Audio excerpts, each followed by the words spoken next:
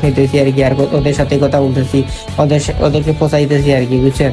তো কেমন আছেন? আশা করি আপনারা ভালোই আছেন। আর ব্লগটা কেমন লাগলো কমেন্ট করে জানাবেন।